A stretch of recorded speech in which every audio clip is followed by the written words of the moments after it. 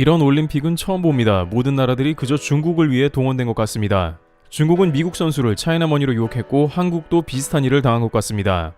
현재 미국 방송에서 미국이 한국과 같은 일을 당했다고 울분을 터뜨리는 모습이 나오는데요. 중국이 보통 한국에는 그래도 미국까지는 잘 선을 안 넘는데 미국이 격분한 이유가 궁금한데요. 특히 미국에서 한국과 같이 차이나머니로 선수 혹은 코치를 강탈당했다는 표현을 쓴 건 이례적입니다. 그런데 이것이 실제로 일어났는데요. 중국은 이번 올림픽을 위해 한국 쇼트트랙만 건드린 게 아닙니다. 중국이 이번 베이징 올림픽의 금메달 개수를 늘리기 위해서 미국 금메달 리스트도 데려왔다는데요. 보통 올림픽 국적 시프트라는 것이 존재하긴 하는데 중국은 아예 금메달 리스트까지 강탈했다는 것입니다. 이에 미국에서는 미국이 한국과 똑같은 일을 당했고 분노하고 있다는 말이 나오면서 논란이 된 것입니다. 스포츠계에서 가장 파워가 강하다는 미국이 이번에는 한국과 동병상련의 감정을 느끼게 된 상황인 것입니다. 스포츠계에서는 이러한 행동은 지금까지 올림픽의 선을 크게 넘는 행동이라고 입을 모으고 있는데요. 코치나 감독은 모르지만 올림픽을 위해서 메달리스트급 선수들을 데려가는 것은 금기시되어 있다는 것입니다. 하지만 중국은 그러한 중요한 룰을 깨버렸고 현재 올림픽 정신이 극도로 망가지고 있다는 것입니다. 예를 들어 평창 동계올림픽 때에도 한국 올림픽에 맞춰서 국적을 바꾼 외국인들이 존재하긴 했습니다.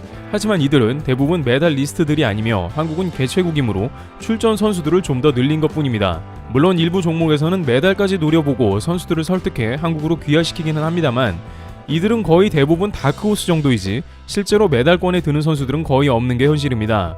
또한 대부분은 국적을 바꾸고 메달을 따내는 경우는 거의 없는데 왜냐하면 현실적으로 말이 안 되기 때문이죠. 올림픽 메달리스트 정도의 선수라면 해당 국가에서 기존 선수로 등록이 되어 있을 것이며 한국인이었던 린 샤오진과 같이 3년 규정에 걸려 국적을 바꿔도 올림픽에 바로 나올 수는 없습니다. 또한 대부분의 경우 메달리스트가 국적을 바꿔서 메달을 따내는 경우 극심한 비난에 시달립니다. 심지어 한국인이었던 안현수 중국 코치를 비롯 2018년 평창 쇼트트랙을 지휘했던 김선태 감독은 국내의 엄청난 비난에 시달리고 있습니다. 심지어 러시아까지 빅토르 안의 행보에 심기를 불편해했죠. 물론 그들은 이런 비난을 어느 정도 예상했을 것이라 보이나 이 정도로 한국에서 여론이 안 좋을 줄은 몰랐을 것이며 빅토르 안의 경우 인스타에 가족 비난까지는 하지 말아달라며 긴급 자제를 요청했습니다. 그러나 이렇게 비난에도 불구하고 이들이 중국행을 선택한 것은 중국의 차이나머니 공세 때문일 것입니다. 한 개인이 이겨낼 수 없는 어마어마한 돈을 제공받는다면 쏟아지는 비난은 잠깐인 것입니다. 그러나 코치나 감독의 이동까지는 자주 있는 일이나 메달리스트 선수를 데려오는 것은 더 큰 문제인데요.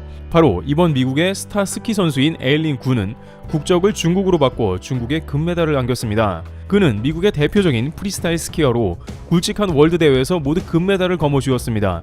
미모까지 인정받아 빅토리아 시크릿 모델로 활동하는 등 미국에서 최고 스타로 여겨졌으며 여기에 미국의 수능인 SAT에서 1600점 만점에 1580점을 받아 스탠퍼드에 입학한 엄친딸이기도 합니다.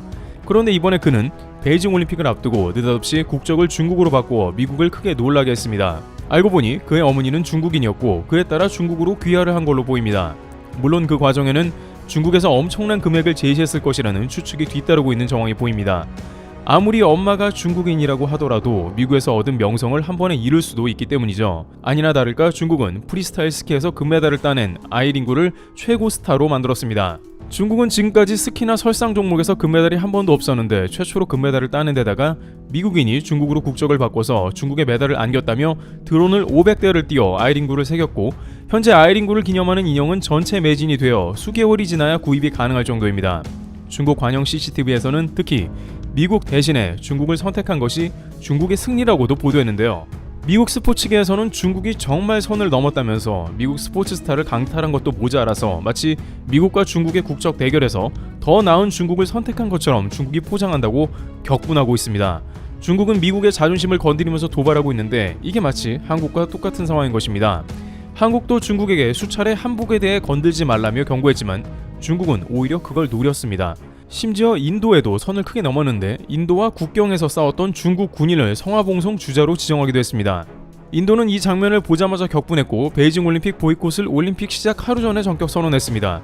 시진핑 국가주석은 올림픽을 개최하면서 사랑받고 존경받는 중국의 이미지를 확고히 한다고 했지만 이것은 오히려 미움을 받는 행동이고 중화민족 중심주의가 극에 달하는 모습을 보이는 것인데요.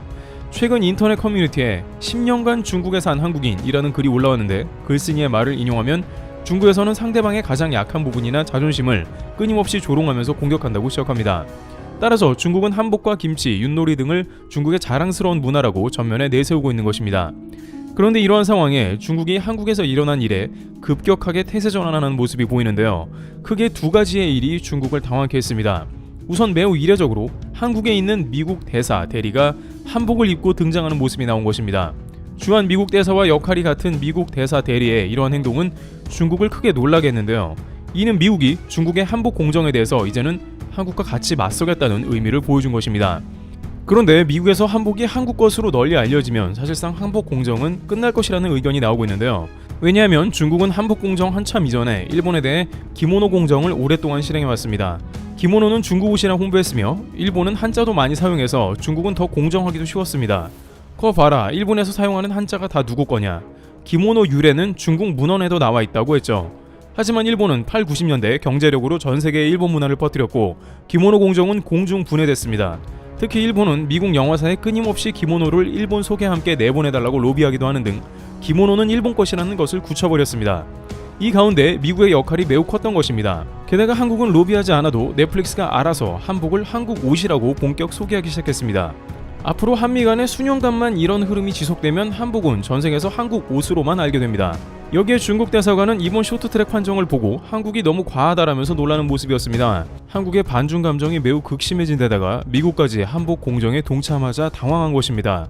그러자 중국 대사관은 반중 감정을 자제해달라고 부탁하며 느닷없이 황대헌 금메달을 치켜 세웠습니다. 중국 관영 황구시보는 중국인은 황대헌의 금메달을 인정하며 그가 최고 플레이를 했다고 보도합니다.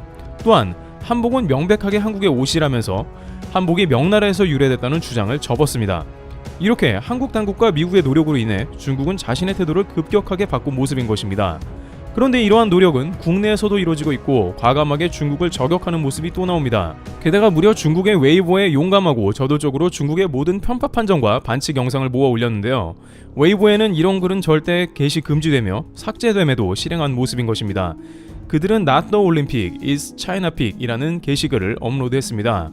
심지어 해시태그를 번역해 보면 가짜 올림픽, 명백한 반칙, 편파 판정, 빼앗긴 메달, 불공정한이라는 단어가 있으며 이 계정에는 오로지 이 게시글만이 올라와 있습니다. 계정의 소개란에는 코리안 패션 브랜드 라카이 코리아스 오피셜 웨이보 어카운트라고 적혀 있는데 바로 한국의 브랜드 라카이 코리아가 웨이보 계정을 생성하여 직접적으로 중국인들에게 일침을 하고자 실행한 일입니다. 중국에 이어 뉴욕 타임스퀘어 한복판에도 라카이 코리아가 제작한 영상임을 밝혔습니다. 라카이 코리아는 최근 중국이 올림픽 홍보 영상, 봉산당 100주년 축하 영상에 한국의 한복, 태권도, 상모 돌리기 그리고 김치를 넣은 자료를 그대로 활용하여 영상 한가운데 Blank is a traditional thing of Korea라는 문구로 이 모든 것이 결국 한국의 것이라는 역저격하는 발상의 기획을 한 적이 있습니다. 그리고 며칠 전 해당 영상이 뉴욕 타임스퀘어의 밤을 밝혔는데요. 라카이 코리아는 또다시 거액을 들여서 중국의 동복 공정을 타임스퀘어에 광고한 것입니다. 지난 3일절 한복 광고를 하며 중국의 언론 웨이보부터 시작해서 라카이 코리아의 욕, 한복 비하, 한국 비하, 역사 왜곡 등 큰 논란을 다룬 바 있습니다. 그리고 이미 라카이 코리아가 한복 광고 당시 역사 왜곡을 한 중국 네티즌들을 상대로 IP 추적을 하고 있으며 미국 뉴욕주에 그들을 처벌한 소송을 준비하고 있기 때문에 이번 뉴욕 타임스퀘어 광고는 의미가 더 특별해지는 것 같습니다. 현재 무려 10만 명이 이 국제소송의 일부가 후원되는 감사박스를 통해 응원의 손길을 내밀고 있습니다. 이 제품은 많은 고객들의 후원 요청으로 인해 출시한 제품으로 그 의미를 더하고 있습니다. 매일 이 감사 후원 박스 상세 페이지에 스크롤만 보아도 응원의 열기를 느낄 수 있죠. 2022년 본격적인 소송 시작을 알린다고 했던 라카이 코리아, 현재는 이 10만 명이라는 고객들에게 일일이 손편지를 쓰며 감사함을 전하는 이벤트까지 준비하고 있습니다. 끝없이 기업의 선한 영향력을 보여주는 라카이 코리아에 많은 관심과 응원이 필요해 보입니다. 트리블튜브였습니다. 감사합니다.